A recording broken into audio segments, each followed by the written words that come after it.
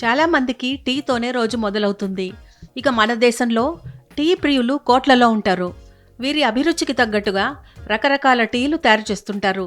కొందరు అల్లం చాయ్, మసాలా టీ, బెల్లం టీ ఇలా ఎన్నో వెరైటీ టేస్ట్లతో చాయ్ తయారు చేస్తుంటారు.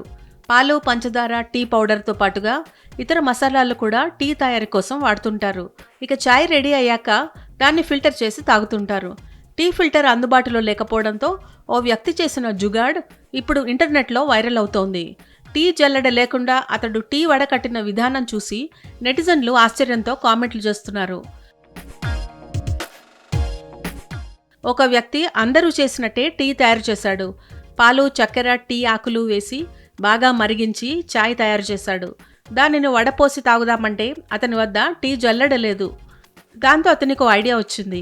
చుట్టుపక్కల ఉన్న ఎండిపోయిన మొక్కలను సేకరించాడు. వాటన్నిటినీ దగ్గరగా పేర్చి నెట్లా తయారు చేసి పట్టుకున్నాడు. అలా ఎండిన కొమ్మల మీదుగా టీ వడకట్టి పోసుకున్నాడు. అలా టీలోని ఆకులు, యాలకులు, టీ పౌడర్ అంతా ఆ ఎండిన కొమ్మలపై ఉండిపోగా టీ కింద గిన్నెలో పడింది.